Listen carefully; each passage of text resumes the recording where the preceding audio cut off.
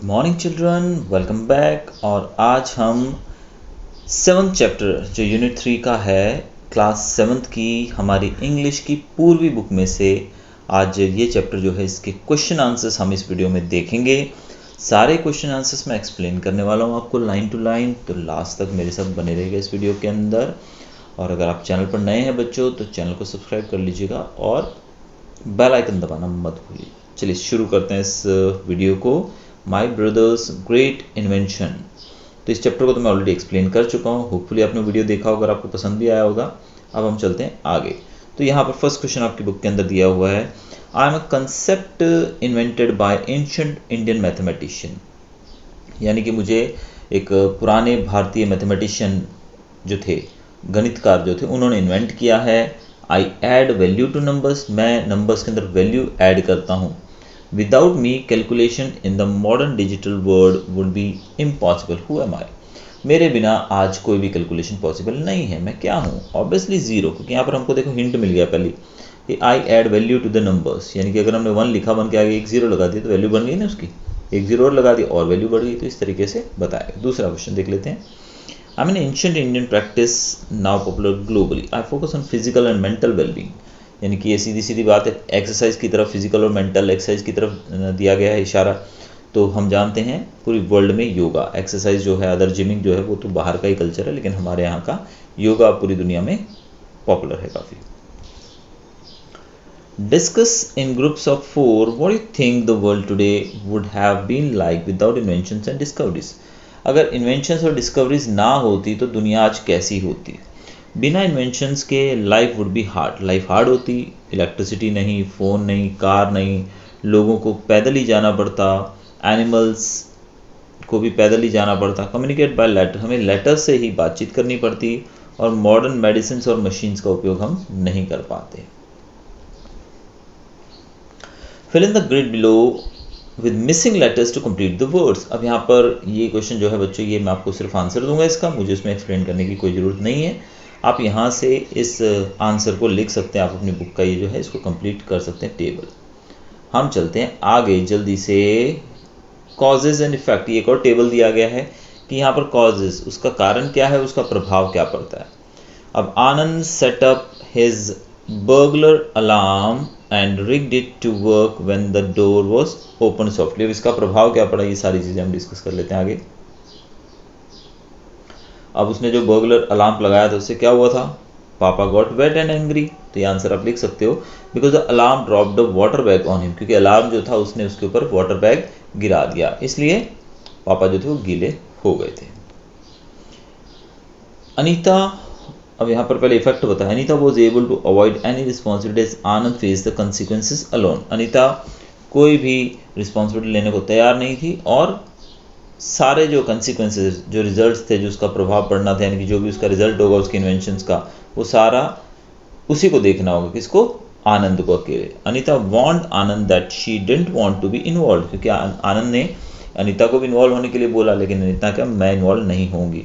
तो ये आप यहाँ से कॉपी कर लेंगे तो वो बेहतर रहेगा, क्योंकि ज़्यादा कुछ इसके अंदर नहीं है, ये आप कर सकते हैं। तो ये आपके करने लायक है, उसको मैं एक्सप्लेन नहीं कर रहा हूँ, बाकी हम देख लेते हैं। चलिए, Do you think Anand was able to keep his promise regarding the time machine? If yes, why? If no, why not? क्या आनंद ने टाइम मशीन के बारे में जो प्रॉमिस किया था, क्या उसने रखा? अगर हाँ तो क्यों, अगर नहीं तो क्यों नहीं? तो पहले तो देख लें क्या है। No, Anand likely didn't keep his promise. He was excited about his time machine and offended when his parents didn't trust it. So he might have tested it when alone. तो कहानी के अंदर तो कुछ इसके बारे में नहीं बताया गया है, लेकिन भाई वो बच्चा जो था उसने टाइम मशीन बना ली, लेकिन उसके माता पिता को कुछ समय के लिए बाहर जाना पड़ा, शादी का, मैरिज का एक फंक्शन अटेंड करने के लिए। तो उन्होंने बच्चे से प्रॉमिस लिया कि तुम उसको छेड़ोगे नहीं, मशीन को, क्योंकि अगर पीछे से कुछ दुर्घटना हो जाए तो कौन ध्यान रखेगा उनका। तो इस वजह से बच्चे से प्रॉमिस लिया, लेकिन भाई मुझे भी नहीं लगता है कि जितना वो एक्साइटेड था तो वो माना होगा माँ बाप की बात, उसने उसको टेस्ट तो कर ही लिया होगा। कब? जब वो अकेला होगा तब। द डोर स्विंग ओपन, यहाँ पर ये कुछ इवेंट्स दी गई, इनको ऑर्डर में लिखना है हमको, ठीक है। तो अगर आपने स्टोरी पढ़ी है तो आप इसको ऑर्डर में आसानी से लिख सकते हो, ठीक है। होपफुली आपने स्टोरी पढ़ ली होगी। अगर आपने स्टोरी नहीं पढ़ी है तो मैं इसी वीडियो के डिस्क्रिप्शन बॉक्स में उस वीडियो का, उस स्टोरी का भी लिंक दे देता हूँ, तो वहाँ से आप इस चैप्टर को पहले समझिए, उसके बाद क्वेश्चन आंसर्स काफ़ी आसान हो जाएंगे आपके लिए। तो यहाँ पर ये ऑर्डर में लिखना है हमको, तो मैंने ऑर्डर लिस्ट को ऑलरेडी अरेंज कर दिया है, तो आप यहाँ से इसको जस्ट देख सकते हो, that will be quite enough, आप इससे ही समझ सकते हो। नेक्स्ट क्वेश्चन हमारा जो है, read the extract given below and answer the question that follow. अब यहाँ पर एक छोटा सा स्टैंजा दिया गया है, पैराग्राफ दिया गया है, इसको हमें पढ़ना है और इसके बाद हमें उत्तर देना है नीचे पूछे गए प्रश्नों का। तो पहले हम देखते हैं first one. When Anita says, "Let me put you in the picture," she wants to dash, introduce या summarize the situation for the benefit of the reader. She wants to introduce, वो अपने आप को इंट्रोड्यूस करना चाहती है, यानी कि वो अपना परिचय देना चाहती है कि मैं कौन हूं।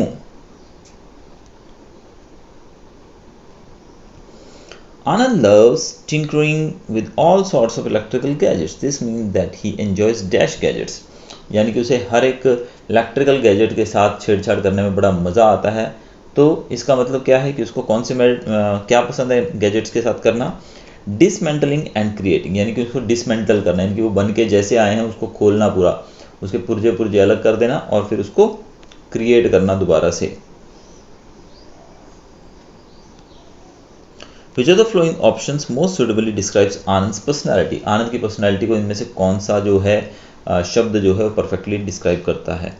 क्रिएटिव एंड एक्सपेरिमेंटल, वो क्रिएटिव था और एक्सपेरिमेंटल भी था। Based on the extract compare what Anita thinks of her brother Anand with what he thinks of himself. अब अनीता जो है वो अपने भाई के बारे में क्या सोचती है और वो अपने बारे में भी क्या सोचती है, दोनों ही चीजें हमको बतानी है इस एक्सट्रैक्ट के माध्यम से।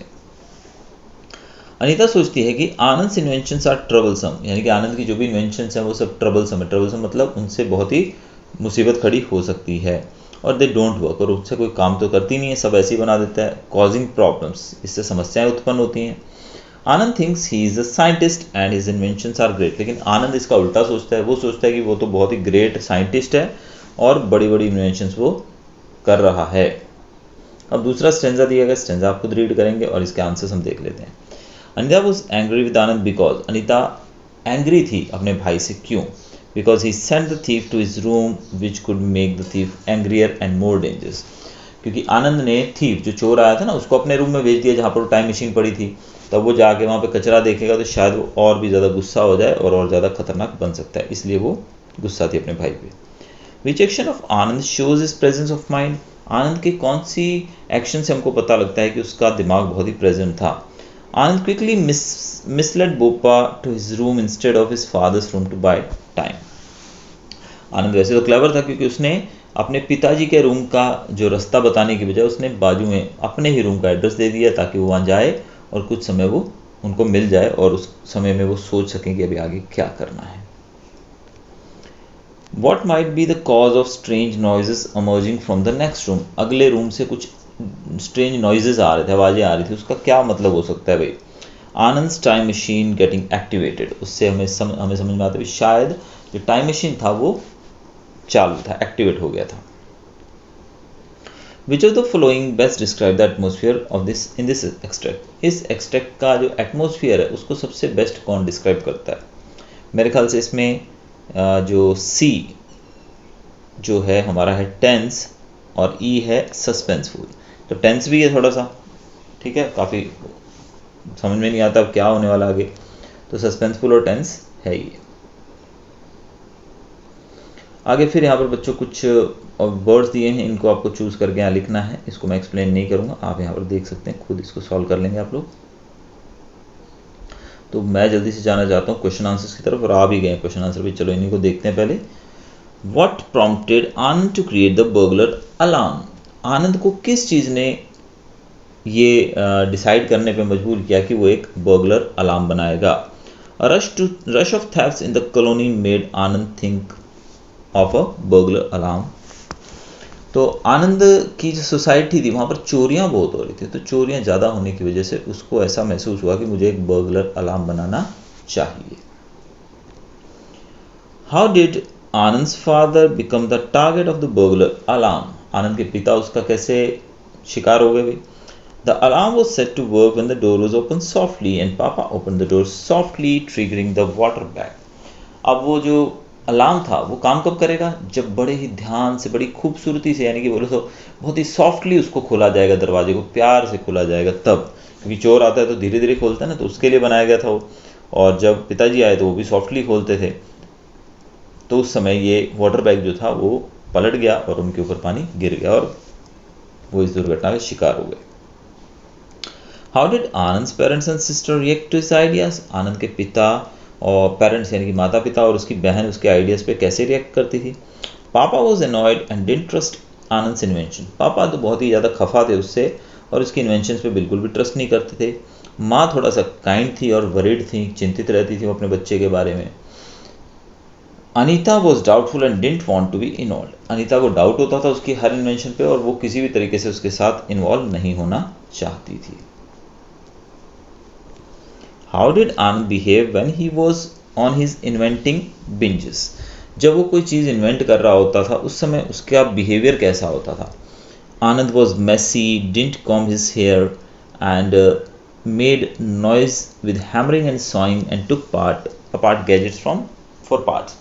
अब वो क्या करता था, वो मेसी मतलब खुद भी बिखरा हुआ रहता था, सामान भी बिखेर देता था अपने रूम के अंदर, बाल भी नहीं कंघी करता था, तरह तरह की आवाज़ें, उसके पीटने काटने की आवाज़ें उसके रूम से आती रहती थी और गैजेट्स जो होते थे उनको तोड़ फोड़ के अलग कर देता था। Why did Mr. Sharma not believe Anand when he spoke about his time machine? आनंद ने जब अपनी टाइम मशीन के बारे में बताया शर्मा जी को कि भाई टाइम मशीन चालू होगी और उससे वो चोर जो था वो किसी और दुनिया में पहुंच गया, तो उन्होंने विश्वास नहीं किया। क्यों? Mr. Sharma thought Anand's idea that the time machine worked was just the imagination as it seemed impossible. अब शर्मा जी को लगा कि शायद ये तो इमेजिनेशन है, क्योंकि उनको पता था ये पॉसिबल ही नहीं है। अब हमें भी कोई बोलेगा कि टाइम मशीन है तो हम थोड़ी मानेंगे, ठीक है? तो इसी तरीके से उनको लगा कि इमेजिनेशन है और ये कैसे पॉसिबल हो सकता है। Given ending to this story explaining what might have happened to Boppa. अब इसकी एंडिंग को हमें एक्सप्लेन करना है कि भाई बोप्पा जो था वो गायब हो गया था, क्या हुआ हो सकता है। अब कई यहाँ पर शंकाएं हैं, कई चीज़ें हो सकती हैं। Bopa might have been scared by the time machine's noises and ran away, dropping his scarf. हो सकता है जब टाइम मशीन शुरू हुई तो बोपा डर गया और वो वहाँ से तोड़ के खिड़की कूद के भाग गया, अपना स्कार्फ वहीं पे छोड़कर। दूसरा, he left the house before the neighbors arrived, which is why they couldn't find him. और वो वहाँ पर नेबर्स आए उससे पहले वहाँ से चला गया, शायद इसी वजह से वो नहीं मिला। लेकिन दूसरी पॉसिबिलिटी ये भी हो सकती है कि शायद टाइम मशीन की वजह से वो किसी और दुनिया में पहुँच गया। Anything is possible. Now read the highlighted words in the following sentence. अब सेंटेंस के अंदर जो वर्ड्स हैं इनको हमें हाईलाइटेड वर्ड को देखना है। और ये साउंड, अब जो भी वर्ड साउंड बताता है उसको ओनोमेटोपिया कहते हैं, ठीक है? तो ये फिगर्स ऑफ स्पीच के बारे में है। अगर आपने फिगर्स ऑफ स्पीच नहीं देखे हैं बच्चों तो मेरी वीडियो है जो कि क्लास आई थिंक 6, 7, 8, 10, 9, 10 हर एक क्लास के अंदर मैंने अपनी जो इंग्लिश की प्लेलिस्ट है मेरी, आप चाहें तो उसको 9th या 10th में जाकर देख सकते हैं, आसानी से आपको मिल जाएगी।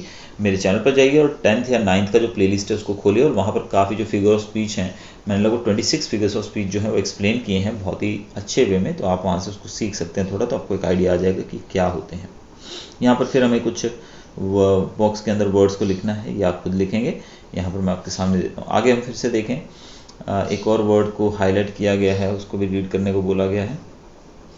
Well, that was the end of peace and quiet in the house. The highlighted phrase displays a combination of two words generally used together in a fixed order. अब दो phrases को जब साथ में ऐसे यूज़ किया जाए तो उसको बायनोमियल्स कहा जाता है। याद रखिएगा, जब दो ऐसे वर्ड्स को साथ में यूज़ किया जाता है तो बायनोमियल्स कहा जाता है। यहाँ फिर से एक बायनोमियल्स का पेयर बनाने को बोला गया, देखो, ठीक है? तो काफ़ी सारे वर्ड्स हैं यहाँ पर। सेफ एंड, आगे हम ले सकते हैं सेफ एंड, इन्होंने तो उल्टा पुल्टा सा कर रखा है भाई। कॉलम 1 को हमें कॉलम 2 के साथ जोड़ना है, ऐसे ही करना होगा ना। सेफ एंड साउंड, तो ये वर्ड आएगा यहाँ पर पहले में, सेफ एंड साउंड, ठीक है? ऑड्स एंड कॉन्स, तो ऐसे वर्ड्स जो हैं ये आप इसमें लिख लीजिएगा। Now complete the following sentence with the suitable binomial from 1। अब फर्स्ट कॉलम के अंदर जो बायनोमियल्स हैं उनसे ब्लैंक्स आपको पूरे करने हैं, आप यहाँ से देख सकते हैं, ठीक है? नेक्स्ट आपके लिए फ्रेजेस दिए हुए हैं और भी, यह भी ब्लैंक्स के फॉर्म में ही है, इसको भी आप यहाँ पर नीचे सॉल्व किया हुआ देख सकते हैं यहाँ पर, तो यहाँ से आप ले सकते हैं इसको।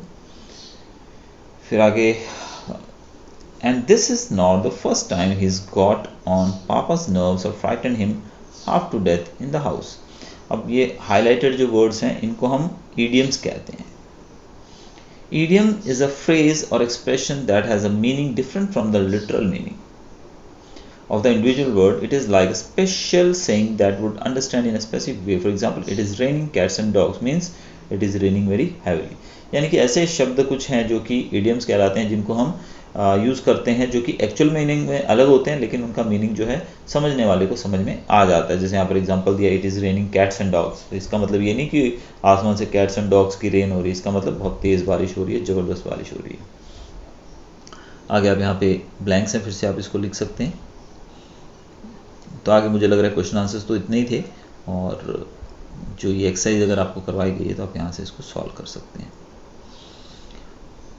तो बच्चों, अगर मेरे चैनल पर आप नए हो और वीडियो आपको अच्छे लगे हो तो प्लीज़ चैनल को सब्सक्राइब कीजिएगा और दोस्तों के साथ शेयर करना मत भूलिएगा, लाइक भी कीजिएगा वीडियो को. तो चलिए मिलते हैं आपको नए वीडियो में. Till then good bye, thanks for watching.